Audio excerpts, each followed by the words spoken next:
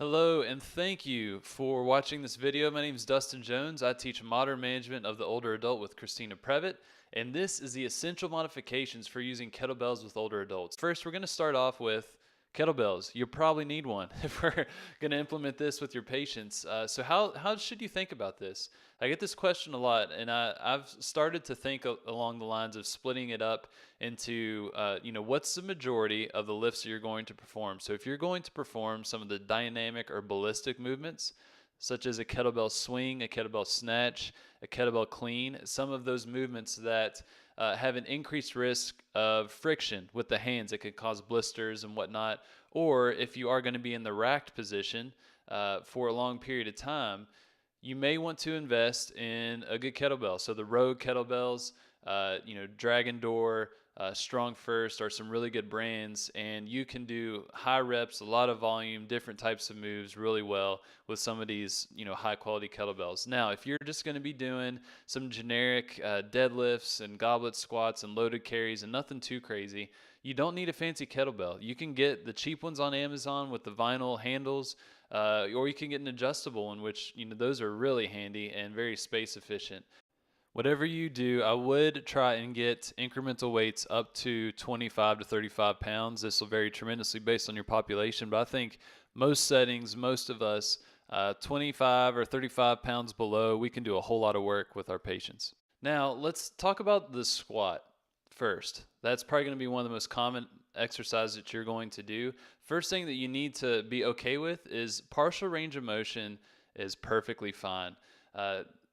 Sometimes we can get frustrated if some of our patients can't perform a full depth squat, but that's okay. They're still going to get benefit from it. We want to load our older adult patients sooner rather than later, and doing partial range of motion, within a relatively pain-free range is a great thing to do. So don't feel like you got to go, all the way down for a full squat. Partial range of motion is okay.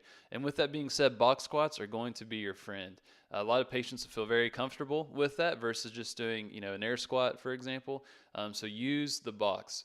Thirdly, the most common thing that I'll definitely leverage is modifying for an ankle dorsiflexion restriction. So, some of you all may be able to quickly improve ankle dorsiflexion with a lot of your patients. I've not found that to be the case with a lot of my older adult patients. Not to say I'm not going to keep trying to improve range of motion with different, manual techniques or different mobilizations that they can do. But what often happens is I end up modifying the environment or the situation. So a heel propped squat is going to make them feel a whole lot more comfortable. And that's something that you can try too, so you can see the difference in the dynamics of that movement when you prop the heels. Next is a deadlift. Deadlift is going to be very common. We definitely want to be cautious and careful with this exercise with particular populations, in particular those that have osteoporosis or at risk for vertebral fractures, but this is something that we can definitely do. And one of the most common modifications that you are probably going to need to make is to elevate the surface at which the deadlift is being performed. It can be very difficult for our patients to come down all the way to the ground. A lot of times they'll compensate in some way, shape, or form. If we lift the weight up, that's going to be a safer range of motion typically. You also want to give them a target for the kettlebell placement. It can often be very difficult to really shift your weight posteriorly and load that posterior chain. A lot of people, when they put the kettlebell down, they want to put it in front of their feet versus in between their medial malleoli, for example. So put something down that they can look at. Another difficult thing is that posterior weight shift. Now you can keep saying stick your butt out, but instead of using an internally focused cue, you can use an externally focused cue, like put them up against the wall and just have them perform that hip hinge pattern that you've already taught them to the point where their rear end is touching that wall to give them that external feedback. Now, loaded carry.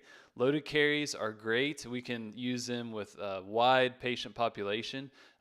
Don't forget that static carries are okay. They're helpful, and you can even start there, and that's perfectly fine. That's often where I start with a lot of my patients, just statics, and then we'll go on to supported stepping, and then supported walking as well. So you can gradually progress from there, but don't be afraid to just start with, standing for time, holding a relatively heavy kettlebell with your patients. And also, for a little peace of mind, gait belts. Gait belts are super helpful. One around the waist of your patient if needed, but definitely one around the kettlebell. In case their grip does fail, you can guide that kettlebell away so it doesn't land on their foot or your foot as well. All right, the last exercise we're going to talk about is a Turkish get-up, which is a real fancy floor transfer.